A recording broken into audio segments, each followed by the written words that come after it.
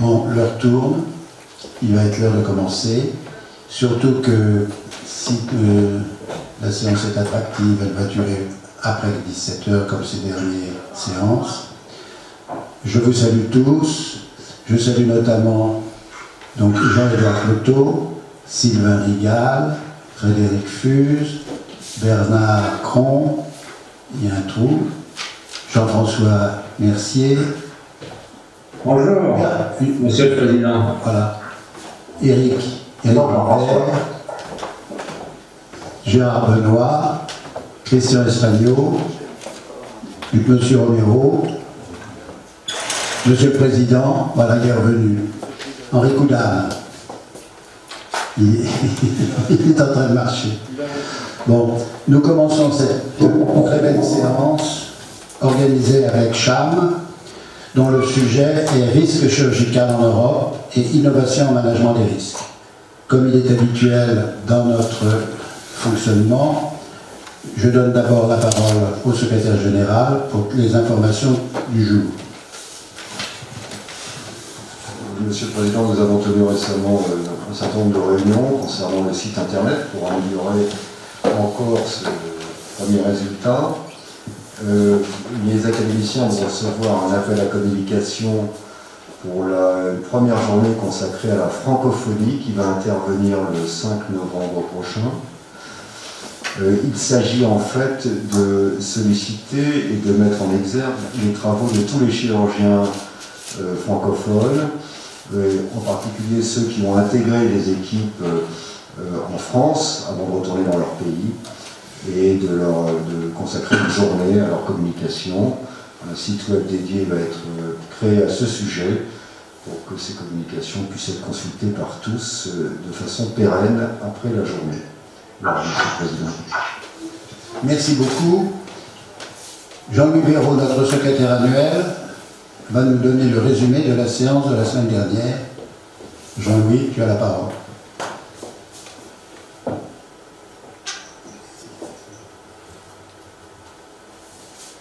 Voilà, Monsieur le Président, Monsieur le Secrétaire Général, mes chers collègues, la séance du 14 avril concernait le traitement des fibromes utérins à une époque où le désir de grossesse est de plus en plus tardif. Madame Chabert-Dufay a d'abord présenté le traitement médical des myomes. C'est une pathologie très fréquente, symptomatique dans 25% des cas, entraînant hémorragie et anémie, douleur pelvienne et infertilité. La physiopathologie montre une grande hormonodépendance, de la croissance des myomes et des saignements. Les traitements sont donc hormonaux ou anti-hormonaux, permettant d'agir sur les saignements seulement, les progestatifs, progestatifs féroces ou intra-utérins, sur les saignements et la croissance des myomes, analogue de la GnRH, modulateur sélectif du récepteur de la progestérone. Les progestatifs peuvent favoriser l'apparition de méningémies, ça c'est un problème, notamment à partir de 40 ans et avec un traitement long et fortement dosé. Ensuite, les modulateurs du récepteur de la progestérone, et notamment l'ulipristal acétate, sont très efficaces, mais malheureusement, est apparue une toxicité hépatique, rare certes, mais grave, conduisant à une transplantation parfois du foie, a conduit à une extrême limitation et à un arrêt de la distribution en France. Les analogues de la GnRH sont efficaces, mais ont des effets secondaires et favorisent la déminéralisation osseuse. Une nouvelle génération d'analogues qui bloque d'emblée l'axe gonadotrope sans stimulation première est très intéressante, surtout avec une association estroprogestative à bac-thérapie, notamment le Relugolix. L'effet est immédiat et il n'y a pas d'impact osseux. La supplémentation en vitamine D semble avoir un effet positif, c'est en évaluation. Enfin, citons l'apparition de molécules immunosuppressives antifibrotiques. Les questions, Hervé Fernandez, qui était le modérateur, ce traitement doit-il être réservé aux patientes que l'on souhaite éviter d'opérer pour qu'elles soient enceintes, et ou celles qui approchent de la ménopause et chez qui l'on souhaite éviter une chirurgie radicale. Dans le premier cas, plutôt les nouveaux traitements, dans le deuxième cas, plutôt les progestatifs, si possible par voie vaginale. Philippe Marre, le président, quelle est l'utilité de la vitamine D? La vitamine D est un cofacteur intervenant dans la croissance des fibromes. Albert-Claude Benamou, cette suspension d'un traitement efficace pose un sérieux problème, 1 pour 100 000. Question, quel est votre algorithme décisionnel? Les myomes sous-muqueux sont chirurgicaux. Pour les autres, le traitement progestatif améliore les saignements, mais ne fait pas régresser les myomes. Tout dépend de l'âge et du projet de grossesse. Si projet de grossesse, plutôt les nouveaux analogues en cure courte. Question par Internet, y a-t-il un traitement préventif pour éviter qu'une fibromatose asymptomatique évolue? Réponse, question difficile. Des SPRM actuellement non disponibles seraient intéressants. La deuxième communication d'Hervé Fernandez, le modérateur de Comme le 17, quels fibromes peuvent ou doivent être traités par hystéroscopie? Une femme sur 10, entre 30 et 55 ans, souffre de fibromes symptomatiques. Les fibromes sous-muqueux provoquent des ménorrhagies souvent invalidantes, précarité menstruelle et une infertilité. Le diagnostic précis nécessite l'écho 3D potentialisé, si nécessaire, par introduction de sérum dans la cavité. Le traitement médical par agoniste permet de diminuer la taille des fibromes avant chirurgie. Les indications s'étendent car le désir de grossesse devient de plus en plus tardif, favorisé par les progrès de la PMA et de la possibilité de don de gamètes. Et il est impératif pour cela d'avoir une cavité utérine parfaite. Le matériel endoscopique s'est considérablement amélioré avec des résecteurs fins, permettant d'éviter une dilatation du col et d'obtenir de petits copeaux facilitant le geste opératoire. La résection est effectuée avec éventuelle injection d'ocytocine, soit sans énergie avec des ciseaux et pinces adaptés, voire un morcellateur, soit par résecteur bipolaire, sous irrigation, par sérum physiologique pour éviter les accidents du glycocole. On peut s'aider d'une échographie péropératoire dans les cas difficiles. Il est important de ne pas laisser l'endomètre alentour pour éviter des synéchies. Philippe Marc, toutes les patientes peuvent-elles être traitées en ambulatoire? Oui, c'est d'ailleurs une recommandation. Hubert Joannet, certaines techniques exposent-elles à moins de synéchie? L'usage de la coagulation bipolaire les diminue nettement. Richard Villet, rappelons que c'est un urologue, Jean-Paul Allèze, qui le premier a eu l'idée d'introduire un résecteur dans l'utérus. Puis la technique s'est développée grâce à l'aide des industriels. Y a-t-il un traitement médical post-opératoire? Des études montrent que le mieux est de réaliser un mois après une hystéroscopie de contrôle en consultation, sans anesthésie. Philippe de Mestier, quel est le taux de perforation? Quelle est la taille maximale des fibromes résécables par cette technique? Réponse, il y a 10 000 hystéroscopies pour fibromes par an en France et 5 à 15 accidents en moyenne. Il faut apprendre la technique avec le simulateur et commencer par des fibromes de moins de 3 cm, éventuellement après traitement par agoniste. Pour les fibromes plus gros, il faut de l'expérience, avoir un matériel varié, s'aider de l'échographie et utiliser des ciseaux froids sans énergie pour éviter tout risque. Jacques Hubert, quelle est la qualité de la cicatrice obstétricale après résection de type 3? Utilisez-vous le laser comme pour la résection de prostate? L'avantage de cette technique est que le myomètre n'est pas ouvert, on a peur de léser l'endomètre, d'où notre prudence. Albert-Claude Benamou, cuite des ultrasons, c'est à l'essai, de même que la radiofréquence, mais chez des patients sans désir de grossesse, car les effets sur l'endomètre sont encore inconnus. Perrine Capmas a parlé de la laparotomie. Classiquement, la laparotomie est indiquée lorsqu'il y a plus de 3 fibromes ou lorsque le fibrome mesure plus de 9 cm, en cas de risque adhérentiel, en cas de sarcome et en cas de conversion en cours de célioscopie. La durée opératoire est plus courte qu'en célioscopie, le coût inférieur, le risque de récidive moins, mais les suites plus longues et les pertes sanguines plus importantes.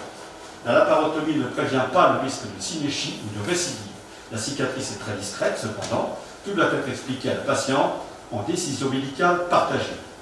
Question, Hervé Fernandez, jusqu'où aller dans la polymyomectomie? La discussion entre polymyomectomie et hystérectomie se pose vers 40-45 ans, selon qu'il y a ou non un souhait de grossesse, avec éventuellement aide de PMA et don d'ovocytes. Mais là, il y a aussi un problème de frais non pris en charge. Le meilleur traitement à l'absence de ce souhait reste l'hystérectomie. Philippe Marc, quelle est la fréquence des sarcomes? Faites-vous des biopsies avant chirurgie et des extemporanées? On y pense surtout si un fibrome grossit nettement autour de la ménopause, mais c'est très rare.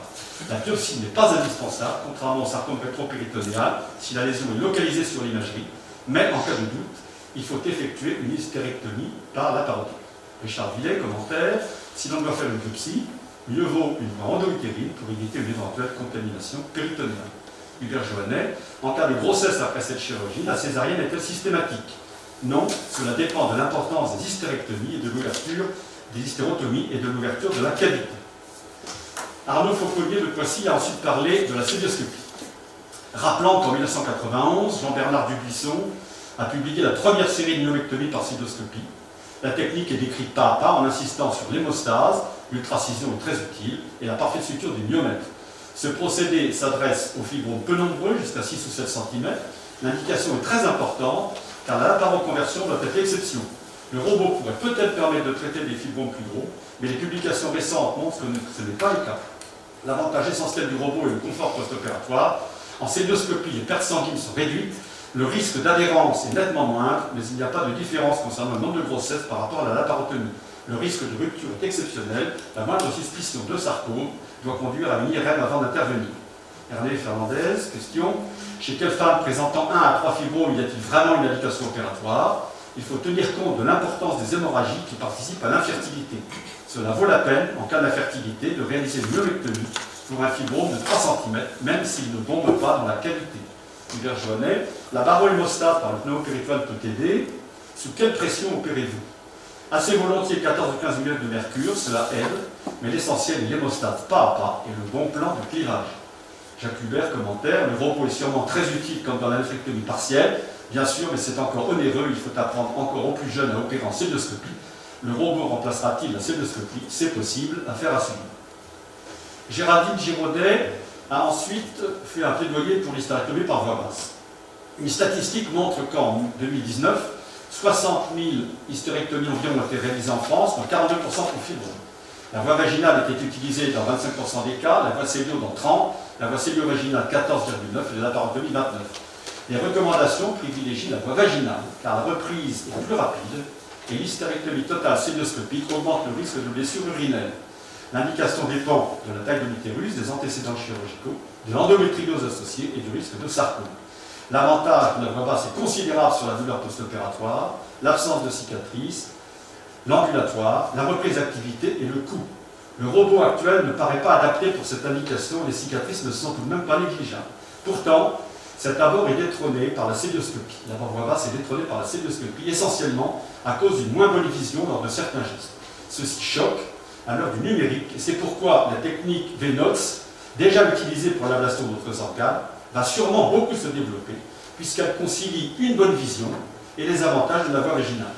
Les résultats de la littérature et de la série lilloise de 110 patients de Lille sont très satisfaisants, même sur de gros utérus. En cas de difficulté, on complète en célioscopie. Et d'ailleurs, un très beau film a été montré sur ce sujet. Hervé Fernandez, il faut absolument que la voie basse soit réhabilitée avec l'aide de cette amélioration technique. Dans les cas difficiles, endométriose par exemple, le robot remplacera sans doute la célio simple. Richard Villet, commentaire, un autre intérêt de la voie vaginale est la possibilité d'anesthésie loco-régionale. C'est très important, il faut apprendre aux plus jeunes cette chirurgie qui a été trop supplantée par la voie cellule. Enfin, Philippe Descamps d'Angers a parlé de l'avenir. Opérera-t-on encore les fibromes dans 10 ans? Exemple de l'AIFO. La destruction de tissus par ultrasons focalisés est utilisée en Chine depuis 1997 pour traiter les tumeurs du foie et depuis 2002 pour les fibromes. Plus de 50 000 patients ont été traités ainsi dans le monde. L'énergie délivrée sous contrôle par IRM et plus simplement échographie par 2 faisceaux croisés est 10 000 fois supérieure à celle de l'échographie conventionnelle. La patiente est allongée sur le ventre, sous sédation légère et perfusion d'ocytocine avec une sonde urinaire. La procédure dure environ 1 heure. La formation nécessite environ 40 procédures, c'est assez long. La technique est très fiable, les publications rapportent plus de 80% d'efficacité et un taux de complication extrêmement faible. Par contre, le coût est important, comme une IRM de 2 millions d'euros. Cependant, la fiabilité de ce procédé, déjà très utilisé à l'étranger, par exemple l'Université d'Oxford, incite à le développer en France. La radiofréquence aussi, autre technique, doit être évaluée.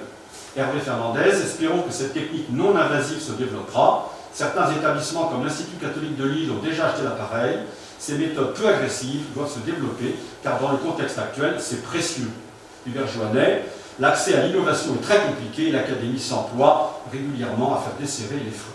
Jacques Hubert, dernière question. Pour le cancer de la prostate localisé, nous avons obtenu un remboursement avec un appareil français. Réponse, ce même appareil est utilisé pour traiter l'endométriose de la cloison recto-vaginale. Celui que nous utilisons pour les fibromes est différent. Je vous remercie. Merci beaucoup, Jean-Louis. Une question. Oui, monsieur Villet. Je voudrais que l'Académie. Je voudrais féliciter pour ce rapport, mais je remarque une chose. Je remarque une chose qui me gêne, c'est dans l'exposé sur la voie vaginale, il y a le mot VENOX. Parce qu'on ne sait pas de quoi on parle. Donc il faudrait que l'Académie, et peut-être avec le Collège de gynécologie, décide de trouver un nom pour cette technique et finalement vaginale célioscopie, je ne sais pas, mais c'est vrai que c'est un souci. Et donc toute cette chirurgie qu'on fera par les orifices artificiels, il ne faudrait pas la qualifier de la même nature, puisque c'est finalement... Donc quand on lit ton rapport, et les gens qui n'ont pas assisté à la séance ne comprennent pas du tout ce que c'est que cette nouvelle voie d'abord, qui est en fait pas une chirurgie vaginale, c'est une chirurgie vaginale aidée par l'endoscopie. Je ne sais pas comment on peut trouver, mais je pense que l'Académie devra donner un nom là-dessus. On rajoute un petit paragraphe alors peut-être. Vaginal, natural, orifice, transluminal, endoscopie, surgery. Voilà la signification. Et tu as un acronyme? Notes, V, notes. Alors V parce que vaginal, notes parce que naturel, etc. C'est le journal générique. Oui, non, mais ça c'est utilisé déjà depuis un certain temps. Merci beaucoup Richard Bullet de cette remarque.